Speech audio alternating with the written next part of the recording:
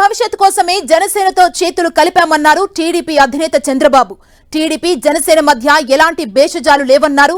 రాష్ట్రాన్ని కాపాడడం కోసం ఎలాంటి త్యాగానికైనా సిద్ధమన్నారు చంద్రబాబు. రాష్ట్రానికి అత్యంత కీలకం, అందుకే రెండు పార్టీలు కలిసి బరిలో దిగాయి. మేము చేతులు కలిపింది మా కోసం కాదు, మా పార్టీల అధికారం కోసం కాదు, నా కోసము పవన్ కళ్యాణ్ గారికి అధికారం కోసం కాదని మరొకసారి మీ అందరికీ విజ్ఞప్తి చేస్తున్నాను. మేము చేతులు కలిపింది రాష్ట్రం కోసం, 5 కోట్ల భవిష్యత్తు కోసం. ఇక్కడుండే యువత, విద్యార్థులు, పుట్టిన బిడ్డల కోసం, పుట్టబోయే బిడ్డల కోసం, వారి భవిష్యత్తు కోసం మేము కలిశామని చెప్పి కూడా నేను మీకు తెలియజేస్తున్నా. ఈ రోజు మేమిద్దరం కలిసి పొత్తులు పెట్టుకున్నాం. మాకు ఏమి భేషజాలు లేవు. ఈ రాష్ట్రాన్ని కాపాడడం కోసం అవసరమైతే ఎలాంటి త్యాగాలు చేయడానికైనా మేము సిద్ధంగా ఉన్నామని మరొకసారి విజ్ఞప్తి చేస్తున్నా. ఏం తమ్ముళ్ళో మీరు సిద్ధమా అని మిమ్మల్ని అడుగుతున్నా. టీడీపీ అధినేత చంద్రబాబుపై హాట్ కామెంట్స్ చేశారు మంత్రి ధర్మాన ప్రసాదరావు. చంద్రబాబుది అంతా వ్యాపారమని, అభివృద్ధిపై ఆయనకు అవగాహన లేదన్నారు. అభివృద్ధి అంటే బిల్డింగ్లు కాదని చెప్పారు. సీఎం జగన్ ప్రజల అభివృద్ధి కోసం కృషి చేస్తున్నారని, ఆయన మరో 20 ఏళ్లు అధికారంలో ఉంటే ఏపీ అభివృద్ధిలో అగ్రస్థానానికి చేరుకుంటుందని ధర్మాన తెలిపారు. ఏ కొద్దిమంది విమర్శించేస్తే ప్రభుత్వాలు ఏం పడిపోవు. మెజారిటీ ప్రజలు ఎవరిని అనుకుంటే అలా అధికారంలోకి వస్తారు. ఆ అధికారంలోకి రావడానికి కారణం ఈ ప్రభుత్వం ప్రజల తాలూకా స్థితిని పెంచాలనే ప్రభుత్వం ఇది, ఆయన ఆలోచన ఇది, ఆ లీడర్షిప్ ఇది. నీ వ్యాపారం చేస్తావు, ఎక్కడి నుంచి వెళ్ళిపోతావు, నీ మళ్ళీ అధికారం వస్తే స్టార్ట్ చేస్తావు అక్కడ అమరావతి రియల్ ఎస్టేట్ కదా నువ్వు చేస్తావు. అందుకంటే ఏంటి నీ నుంచి మేము కోరుకోవాలా, ఏంటి నీ నుంచి మేము అడగాలి. మా జిల్లా, మా లాంటి బీద జిల్లాలు ఏంటి నీ నుంచి ఎక్స్పెక్ట్ చేయాలా, ఏం చేసావని నీకు కొట్టేయాలా నేను అడుగుతున్నాను. ఇప్పుడు చెప్పు, శ్రీకాకుళం గడ్డ మీద వచ్చావు కదా, ఇప్పుడు అక్కడికి వెళ్ళి అక్కడి నుంచి చెప్పు, శ్రీకాకుళంకి చేశానని ఒకటి చెప్పు.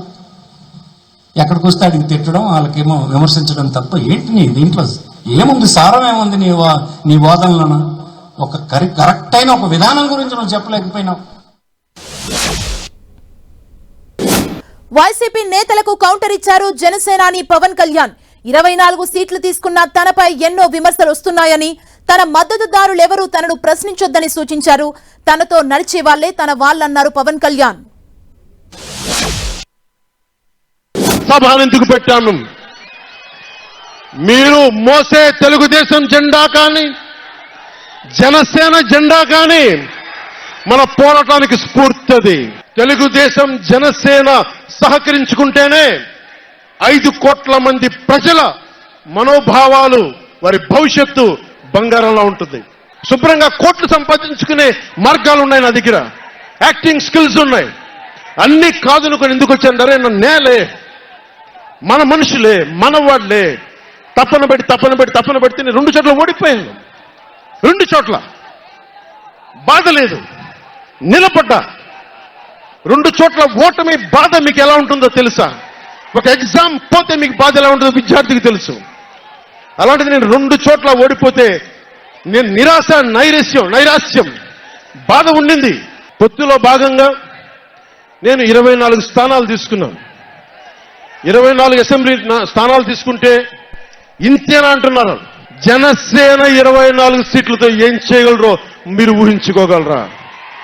వ్యూహం నాకు వదలండి, నన్ను నమ్మ. ఇక ప్రధాని మోదీపై ఫైర్ అయ్యారు AP Congress chief YS Sharmila. ఏపీకి ఇచ్చిన హామీల్లో ఒక్క దానిని కూడా అమలు చేయలేకపోయారని విమర్శించారు.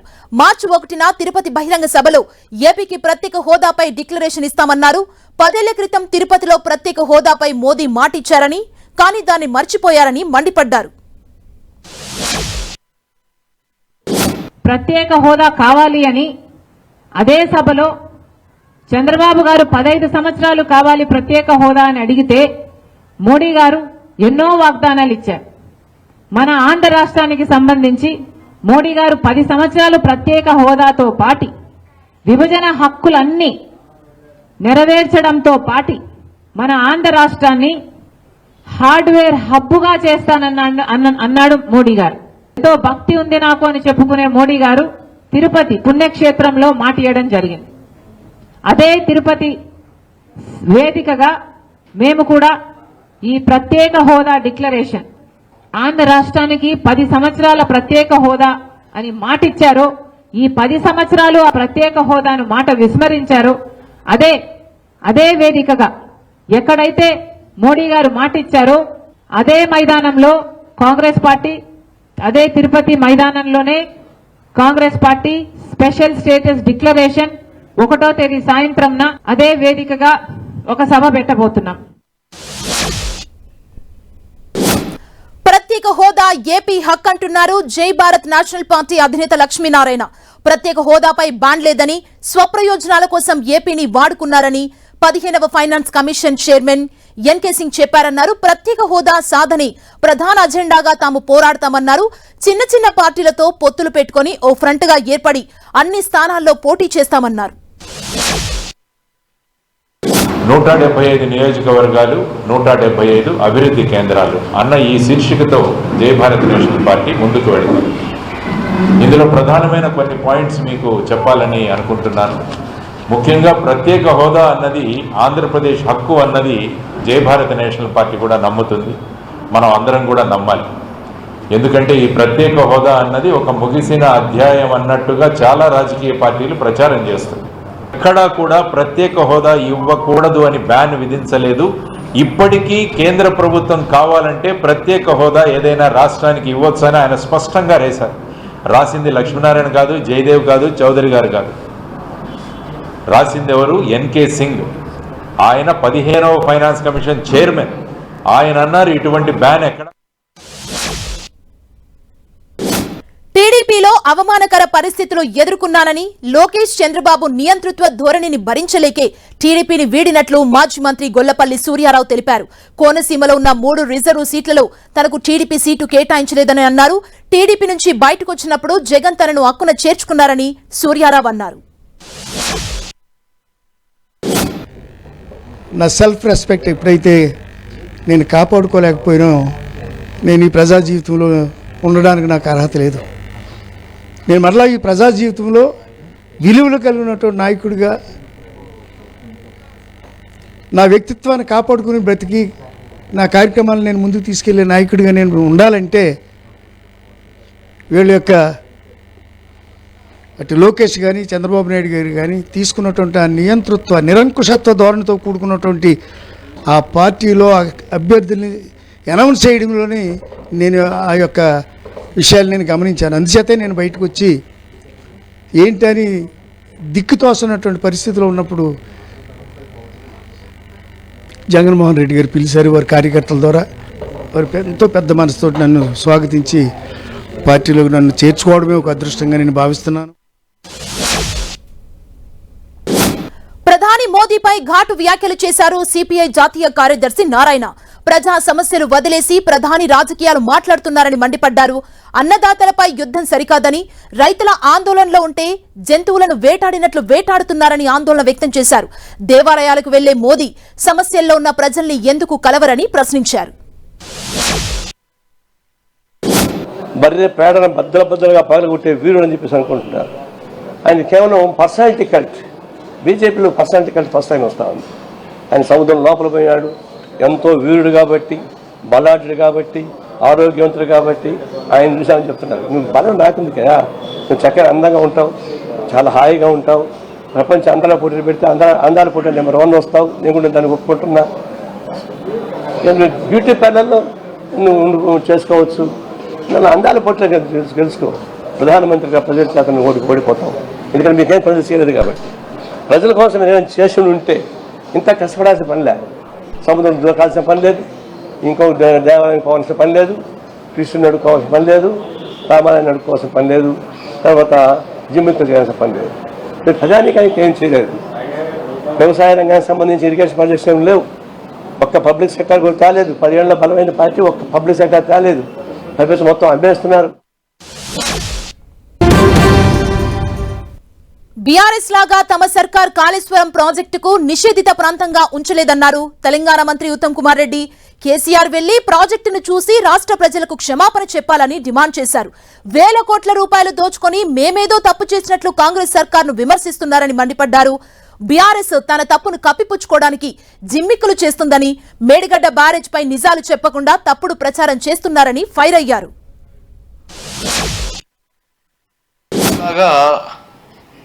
ఈ కాళేశ్వరం ప్రాజెక్టు, మేడిగడ్డ బ్యారేజు, ఆ పంప్ హౌజులు మేము ఏమీ నిషేధిత ప్రాంతంగా పెట్టడం లేదు. కాళేశ్వరం ప్రాజెక్టు మీరు పోవాలి, చూడాలి, ఈ రాష్ట్రానికి క్షమాపణ చెప్పాలని కోరుకుంటున్నాం. కానీ మీరందరూ ఏం చూస్తారా? అసలు కాళేశ్వరం ప్రాజెక్టుకి chief designer, chief planner, chief engineer మొత్తం నేనే కట్టించి చెప్పిన కేసీఆర్ గారు ఆయన పోయి చూసి అక్కడ కూలిపోతున్న మేడిగడ్డ బ్యారేజ్ చూసి రాష్ట్రానికి క్షమాపణ చెప్తే అది తగిన విధంగా ఉండేది. That would be more appropriate. మరి అయినా సరే మేము అక్కడ అధికారులకు చెప్పినాము, అన్ని విధాలుగా సహకరించండి, మేడిగడ్డ బ్యారేజు, ఆ బ్యారేజు, ఈ బ్యారేజు అన్ని చూపించండి, వాళ్ళకి ఏ విధంగా కావాలంటే ఆ విధంగా ప్రభుత్వం తరఫు నుంచి వసతులు కల్పించాలని చెప్పి మేము ఆదేశాలు ఇవ్వడం జరిగింది. బీఆర్ఎస్ బీజేపీపై ఫుల్ ఫైర్ అయ్యారు Congress working president Jaggareddy. BRS BJP నేతలు ఇప్పటికైనా వారి పద్ధతి మార్చుకోవాలని సూచించారు. మేడిగడ్డపై ప్రభుత్వ ఆహ్వానానికి గౌరవం ఇవ్వని బీఆర్ఎస్ ప్రస్తుతం ఏ అర్హతతో ప్రాజెక్టు విజిట్ కి ఆహ్వానిస్తున్నారో చెప్పాలన్నారు. మేడిగడ్డను బొందలగడ్డతో పోల్చిన కేసీఆర్ వెంటనే ప్రజలకు క్షమాపణలు చెప్పాలని డిమాండ్ చేశారు. ప్రభుత్వం పిలిచినప్పుడు ప్రతిపక్ష నాయకుడు రాలే, ప్రతిపక్ష నాయకుడు పిలిచే అర్హత ఉందా అని కాంగ్రెస్ పార్టీ ప్రశ్నిస్తున్నది. ప్రభుత్వం పిలిచింది నిన్ను, ప్రతిపక్ష నాయకుడు కేసీఆర్ని ప్రభుత్వం పిలిచినప్పుడు నువ్వు ఎందుకు పోలేదు దీని జవాబు చెప్పి అప్పుడు నువ్వు మమ్మల్ని ఆహ్వానించు. మేము మొదలు పత్రిక ఇచ్చినాం కదా, నువ్వు మా పత్రికకు రెస్పాండ్ కాలేదు. ప్రభుత్వం మేము ఇచ్చిన ఆహ్వానానికి నువ్వు రెస్పాండ్ కానప్పుడు నీ ఆహ్వానము అడగాలనా వద్దా అనేది జ్ఞానం నీకు ఉండాలనేదే కాంగ్రెస్ పార్టీ తెలియజేస్తుంది. తల్లి మాట, తండ్రి మాట గౌరవించి 14 ఏళ్ళు అడవి పోయిండే, అలాంటి ఆదర్శవంతుని యొక్క పేరుతోటి మీరు బతుకుతున్నరే. మరి శ్రీరామచంద్రుడు తల్లిని గౌరవించి అడవిలో పోయినవాడు, మరి మా పొన్నం ప్రభాకర్ తల్లి అంటే ఏదో నువ్వు రాజకీయ దూషణ చేసినావు కదా, మరి శ్రీరాముని యొక్క ఆదర్శాలకు నీకు లేనట్టు. ప్రజల దృష్టి మరల్చేందుకు కేటీఆర్ కొత్త డ్రామా స్టార్ట్ చేశారన్నారు TPCC senior vice president Niranjan. ఇటీవల తమ సర్కార్ అన్ని పార్టీల ఎమ్మెల్యేలను తీసుకువెళ్లినప్పుడు బీఆర్ఎస్ ఎందుకు వెళ్లలేదని ప్రశ్నించారు. హరీష్ రావు నిన్న మరొక ఉచిత సలహా ఇచ్చిండు. రాష్ట్ర ప్రభుత్వం ఎల్ఆర్ఎస్ ప్రకటించింది, ఫీజు లేకుండా క్రమబద్ధీకరించాలి అనేసి ఒక ఉచిత సలహా ఇచ్చిండు. ఆయన రోజుకొక ఉచిత సలహా ఇవ్వటం అలవాటుగా పెట్టుకున్నట్టుంది. అందులో భాగంగానే మాట్లాడుతున్నాడు. వారు ఒకసారి జ్ఞాపకం చేసుకోవాలి, గతంలో వాళ్ళ ప్రభుత్వం కూడా ఎల్ఆర్ఎస్ అనేది ప్రకటించింది, అయితే ఫీజులు లేకుండానే చేయడం జరిగిందా ఒకసారి ఆలోచించుకోవాల్సినటువంటి అవసరం ఉందన్నమాట కూడా మనం చేస్తా ఉన్నారు. బీఆర్ఎస్ పై ఒకవైపు కాంగ్రెస్ నేతలు ఫైర్ అవుతుంటే మరోవైపు సీఎం రేవంత్ పై ఘాటు వ్యాఖ్యలు చేశారు మాజీ మంత్రి సత్యవతి రాథోడ్. మహిళలను కించపరిచే విధంగా సీఎం రేవంత్ మాట్లాడుతున్నారని ఆమె మండిపడ్డారు. రేవంత్ ఫ్రస్ట్రేషన్ లో ఉన్నారని, అందుకే ఇష్టానుసారంగా మాట్లాడుతున్నారన్నారు. రేవంత్ జైలుకు వెళ్లారని, తనలాగే అందరూ జైలుకు పంపాలని ఆయన ఆలోచిస్తున్నారని ఆరోపణలు చేశారు. మహిళల్ని చిన్న చూపుతో మరి తక్కువ చేసి మాట్లాడటం చాలా దురదృష్టకరం. ముఖ్యమంత్రి గారి నిన్నటి మాటల్ని తీవ్రంగా ఖండిస్తా ఉన్నాం.